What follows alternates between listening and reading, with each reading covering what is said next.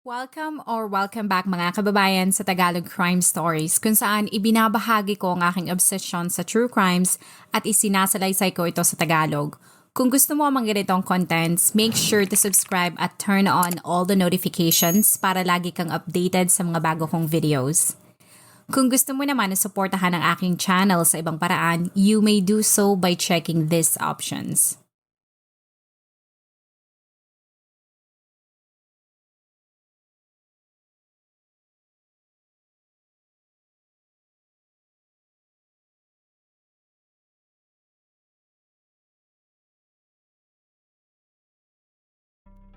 Sa ilang dekada, ang Canada ang isa sa mga bansang laging pinupuntahan ng mga Filipino dahil na rin sa posibilidad na magkaroon sila ng magandang buhay doon. Base sa census na inilabas ngayong taon, tinatayang nasa mahigit 1 milyong mga Pinoy ang nakikibaka at nakikipagsapalaran sa Canada upang magkaroon ng maayos na buhay. Kung ikaw ay magtsatsaga na maghanap sa internet ng mga naging karansan ng ating mga kababayan, malalaman mo na hindi lahat na nagpupunta sa Canada ay nagtatagumpay. Nandiyan na ang kwento na ang ilan ay umuwi sa Pilipinas sapagkat hindi nila kinaya ang mga pagsubok na naranasan nila doon. Ngunit kahit ano pang dumating na pagsubok sa buhay ng mag-asawang Manzano, ay naging matatag ang mga ito. Base sa ulat, ang dalawa ay katulad lamang din ng ibang mga Pinoy na gustong magkaroon ng maayos na buhay. Simula nang ang mga ito ay nakarating sa Canada ay kahit magdoble-doble sila ng trabaho, ay ginawa ng mga ito ang lahat para lamang maging stable ang kanilang buhay doon sapagkat namamahalan sila sa cost of living sa Calgary. Sa kanilang pagtutulungan, sina Chona ay nagkaroon ng sarili nilang sasakyan na nagbigay sa kanila ng kalayaan na bumiyahe sa iba't ibang lugar sa Canada. Nagawa na rin nilang makakuha ng sarili nilang bahay. Ang achievement na yan ang lalong nagpatatag sa relasyon ng mga ito. Sa loob ng 1 taon, sina Chona ay sineryoso ang pagbuo ng pamilya sapagkat matagal na nilang gustong maging mga magulang. Sa ganda ng trabaho nilang dalawa ay para kina Erwin ay anak na lamang ang kanilang kailangan para magkaroon ng perpektong buhay. Ngunit kahit may kakayahan sila na mabuhay ang kanilang mga anak, ay hindi naging madali ang kanilang pinagdaanan. Si Chona ay kinailangan pang dumaan sa gamutan. Tanging ang mga taong malalapit sa mga ito ang nakakaalam ng hirap na pinagdadaanan ng dalawa. Pagkalipas ng ilang buwang gamutan, sina Erwin ay masayang ibinalita sa kanilang mga kamag-anak na si Chona ay nagdadalang tao na. Laking pasalamat ng mga ito sapagkat kung sila ay nahirapan na magbuntis, ay siyang dali naman ng pagbubuntis nito. Ang mag-asawa ay wala mapigsidla ng kasiyahan nang isilang ni Chona ang isang malusog na lalaki na pinangalanan nilang Gabriel, na kung ikaw ay isang tao na naniniwala na may Diyos at mahilig magbasa ng Biblia, ang pangalang Gabriel ay isang prominenteng anghel na nagpakita sa ilang mga karakter sa Biblia para magbigay ng mensahe. Bagamat sila ay malayo sa kanilang mga kamag-anak, sa ganda naman ng benepisyo na natatanggap ng bagong mga ina sa Canada, si Chona ay nagawang makapag-focus sa pag-aalaga kay Gabriel. Kalaunan, ito ay hindi na nakabalik sa workforce sapagkat nagbuntis muli ito ng 2 pang beses. Para sa mag-asawa ay kumpleto na ang kanilang pamilya na magkaroon sila ng 3 mga anak. Kung may pagkakataon at meron silang perang naipon, ang pamilyang Manzano ay nagagawa rin na magbakasyon sa Pilipinas para naman makita ng mga bata ang ganda ng probinsya na kanika nilang tinirhan. Ang mga kamag-anak naman ng mga ito ay masaya sapagkat sa panlabas ay talagang maayos ang buhay ng mga Manzano. Kaya magugulat na lamang ang lahat nang kumalat ang balita na patay na si Chona. Ang mga kamag-anak nito sa Pilipinas ay talaga namang hindi matigil sa pagtatanong kung ano ang nangyari dito sapagkat si Chona ay 35 taong gulang lamang. Wala rin silang nababalitaan na ito ay mayroong malubhang sakit. Kaya naman palaisipan sa kanila ang nangyari dito. Pero mas mabibigla ang mga ito nang makarating sa kanila ang balita na hindi lamang pala si Chona ang namatay, ngunit pati na rin ang 5 taong gulang nitong anak na si Gabriel. Pinilit nilang kontakin ang ilang mga kamag-anak nila sa Canada para humingi ng impormasyon. Ngunit kahit ang mga ito ay tumangging magbahagi ng mga detalye dahil na rin sa utos ng mga otoridad. Bagamat gulat na gulat pa rin sa nangyari tulad ng kanilang mga kamag-anak sa Canada, Si Erwin ay ginawa pa rin ng lahat upang maayos ang detalye ng libing at burol na kanyang mag-ina. Humingi rin sila ng pinansyal na tulong para naman mabayaran ang mga nakakabiglang bayarin. Habang ang labi ng mag-ina ay pinaglalamayan dahil sa kakulangan ng impormasyon tungkol sa kung ano ba talaga ang nangyari sa mga ito, ang ilan ay hindi napigilan na bumuo ng sarili nilang mga teorya. Tulad ng baka si Chuana mismo ang pumatay sa kanyang anak, saka nito kinuha ang sarili niyang buhay. Para sa kanila ay baka nakaranas ito ng postpartum depression na nararanasan ng mga nanay pagkatapos nilang mga anak. Ang kondisyon na yan ay kilala din sa pangalan na baby blues. Ngunit mabilis na naglaho ang teoryang yan sapagkat si Chuana ay matagal nang nakapanganak. Sa totoo nga ay ilang taong gulang na rin ang bunsong anak ng mga ito. Sa desperado nilang malaman kung ano ba talaga ang nangyari, ang ilan sa kanila ay nagsabi na baka naman ang asawa nito mismo ang pumatay kina Chuana. Ngunit karamihan sa mga tao ay hindi naman pinanamulaan ang anggulo niyan sapagkat kahit ang pagsasama ng dalawa ay inilarawan na hindi perpekto, kitang-kita ng kanilang pamilya kung gaano kamahal ni Chuana ang isa't isa. Ilang araw pagkatapos magsimula ang burol, ang mga tao ay nabuhayan naman ng loob dahil ang inaakala nilang kaso na maging cold case ay nagkaroon ng update. Gamit ang litratong ito ay ipinakita ng mga otoridad na ang nangyari sa mag-ina ay isang homicide. Lumalabas rin sa autopsy na ang mag-ina ay namatay dahil sa napakaraming mga saksak na natanggap ng mga ito. Ayon sa ulat at report ng medical examiner, imposible ang anggulo na ang krimen ay murder-suicide sapagkat sa mga kamay ng mga biktima ay nakakita siya ng mga defense wounds na nangangahulugan lamang na ang mga ito ay nanlaban. Base din sa inisyal na investigasyon ng mga otoridad, bukod sa buhay na kinuha ng salarin, ang sasakyan din ni Chuana ay nawawala.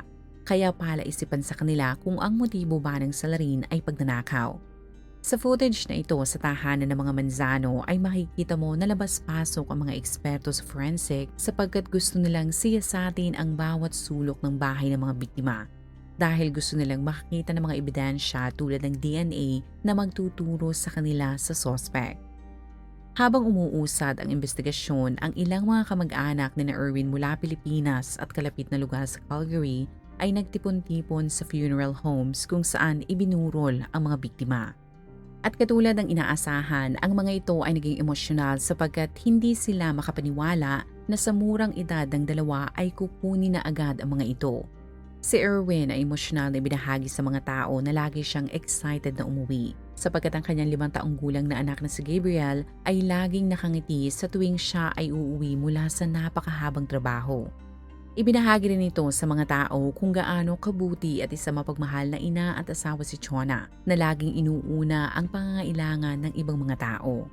Nang maglabas muli ng impormasyon ang mga otoridad ay nagulat ang lahat, hindi dahil sa bilis ng aksyon ng mga ito, pero dahil sa pagkatao ng salarin. Sa ulat ay nakalagay na ang hinihinalang salarin sa krimen ay si Guevara Wilson Clorina. Sa immigration record ay nalaman ng publiko na ito ay isang Filipino rin. Ang mga taong may malikot na pag-iisip ay kaagad sinabi na baka naman may ugnayan ang biktimang si Chuana at si Guevara dahil usong-uso ang pakiapid o kabitan ng ibang mga OFW sa ibang bansa. Ngunit ayon sa mga investigador, may ugnayan nga ang dalawa, pero hindi katulad ng iniisip ng ibang mga tao. Sa pagsisiyasat ng mga ito ay nalaman ng mga otoridad na si Chuana at ang salarin ay first cousin o magpinsang buo pala. Ang mga taong hindi gaanong nakakilala sa mga Manzano ay hindi maintindihan kung bakit yun magagawa ni Guevara sa sarili niyang mga kadugo. Nang sapat at kontento na ang mga otoridad sa mga ebidensyang kanilang nakalap, ito ay sinampahan nila ng 2 counts of second-degree murder. Ngunit kahit may mga ebidensya na laban sa kanya ay itinanggi pa rin ni Guevara na may kinalaman siya sa krimen at ito ay nag-plead ng not guilty. Sa court records ay nakalagay na ang 26 na taong gulang ay nasa Canada pala dahil kinuha ito ni Chuana para tulungan sila sa pag-aalaga sa 3 nilang mga anak sapagkat kinailangan ni Chuana na bumalik sa pagtatrabaho upang makatulong naman sa tumataas na gastusin na kanilang pamilya. At para hindi na nila ilagay sa daycare ang 3 nilang mga anak na maaaring magpalobo palalo sa kanilang mga gastusin, ang mag-asawa ay nagkasundo na kunin na lamang si Guevara sa Pilipinas. Sa paraang yan ay naisip ng dalawa na hindi lamang sila makakatipid, ngunit matutulungan rin nila ang isa sa mga kamag-anak ni Chona na makarating sa Canada. Para sa mga ito ay kapag mabigyan nila ng tsansa si Guevara ay makakapagbukas yun ng oportunidad dito para naman matulungan ang sarili niyang pamilya. Ang desisyon ni Erwin ay ikinasiya ng mga kamag-anak ng mga ito at malaki ang kanilang pasalamat na binigyan ng mag-asawa si Guevara ng pagkakataon para magkaroon ng maayos na buhay.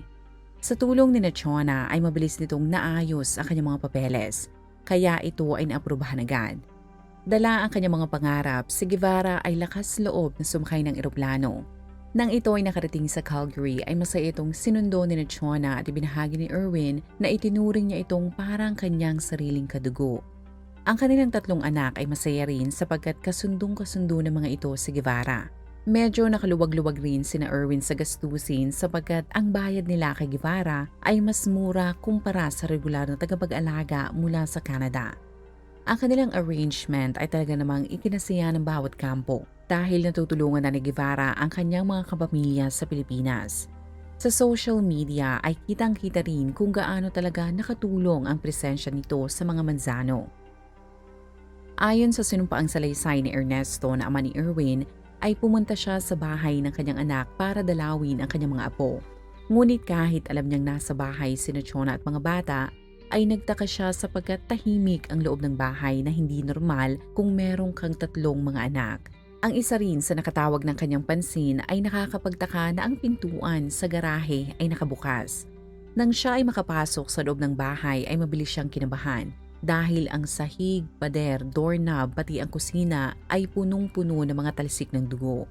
Mabilis siyang kumilos at sa loob ng bahay ay nakita niya ang nakasubsob at dugo ang katawan ng kanyang manugang na si Chona. Pero sa kasamaang palad ay wala na itong pulso. Si Ernesto ay hindi nagsayang ng oras at nagtungo siya sa master's bedroom sa second floor kung saan nadiskubre niya ang nakasubsob na si Gabriel at tulad ng ina nito ay klaro na wala na rin itong pulso. Dahil sa kanyang katarantahan ay hindi na nito nagawang mahanap ang telepono o kahit cellphone. Kaya ang ginawa ni Ernesto ay tumakbo papalabas at dumiretso sa kanyang kapitbahay kung saan ito ay nakahiram ng telepono. Bagamat mabilis ang pagresponde ng medic at emergency services team, ay wala na rin ang mga itong nagawa dahil masyadong malalim ang saksak na natanggap ng mag-ina. Si Chona at ang anak nitong si Gabriel ay nakatanggap ng tig-5 saksak na naging dahilan ng agaran nilang kamatayan. Si Ernesto ay halos natulala na lamang sa labas ng bahay habang ito ay pinapakalma ng iba niyang mga kamag-anak. Ayon sa mga otoridad, ang naging susi para maresolba nila ang kaso ay ang pagkawala ng sasakyan ni Chona. Gamit ang detalye ng kotse sa kanilang database, ang mga pulis ay mabilis na kinontak ang lahat ng news media outlet para matulungan sila ng mga ito na maikalat ang detalye ng sasakyan. Dahil sa pagtutulungan ng Royal Canadian Mounted Police at HAWC ay mabilis nilang natuntun ang kinaroroonan ng ninakaw na kotse. Base sa report ay namataan ito sa kalsada sa liblib na lugar sa Didsbury at Olds. Sa tulong ng mga otoridad doon ay mabilis na napigilan ng suspect na makalayo pa. Nang nasa custody na ng RCMP si Guevara ay nakitaan nila ito ng maraming mga sugat. Pagkatapos itong makuna ng mugshot, ang judge ay hindi na ito pinayagan na makapagpiyansa pa. Bagamat noong una ay nag-plead ito ng not guilty, pagkalipas ng 2 buwan nang matapos at makumpleto ang investigasyon, ang prosecutor ay itinaas ang kaso sa 2 counts of first-degree murder sapagkat napatunayan na intensyon at sinadya talaga nitong patayin ang mga biktima. Habang naghihintay ng trial, ang pamilyang Manzano ay laging ipinagdadasal na sana ay wala nang mangyaring trial dahil natatakot sila na kung may mangyaring paglilitis ay mauungkat at mapipilitan silang alalahanin ang masakit na nangyari kina Chona. Through the trial because we don't want our family to go through everything we can. Kaya para matulungan ang pamilya ng biktima, bagamat ang Crown Prosecutor ay 100% confident na kaya niyang manalo sa kaso, ay nilapitan ang kampo at abogado ni Guevara. Gamit ang permiso ng pamilyang Manzano, ay inalok niya ang suspect ng plea deal.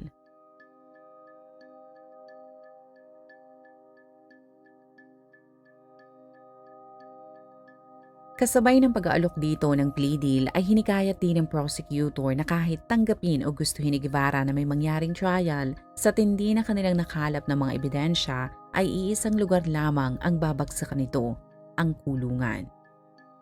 Pagkatapos siyasati ng abogado ni Guevara ang mga ebidensya ay mabilis itong hinikayat ang kanyang kliyente na tanggapin na ang plea deal.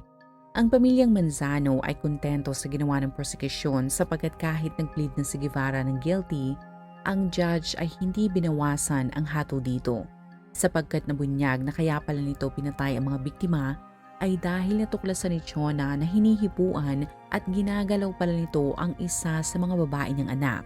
Kaya bukod sa mga kasong double murder ay kinakaharap din ito ang 2 pang mga kaso ng pang-aabuso. Para sa prosekusyon, ang nangyari talaga noong May 16, 2013, ang sospek ay nagpunta sa bahay ng mga Manzano para kumprontahin at magmakaawa kay Chona na huwag siyang isumbong sa mga otoridad.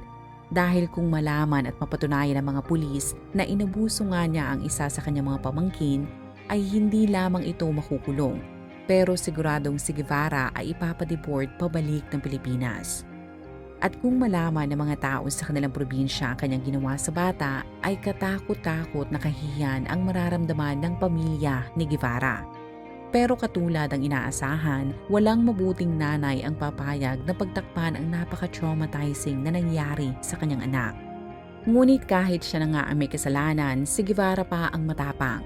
Pagkatapos itong saksakin ang kanyang pinsang buo, ay ibinaling niya ang kanyang atensyon sa 5 taong gulang nitong pamangkin na nakakita sa kanyang mga ginawa. Sa tindi ng krimen, si Guevara ay makukulong ng habang buhay. At kung sakali na maging maganda ang kanyang record, pagkalipas lamang ng 35 taon ay doon pa lamang siya makakapag-apply ng parol. As of this recording, ang 2 anak ni Chona pati si Erwin ay nakatira pa rin sa Canada. Sa tindi ng nangyari, ang Google ay ibinlur ang bahay kung saan nangyari ang krimen, alinsunod na rin sa kahilingan ng pamilyang Manzano.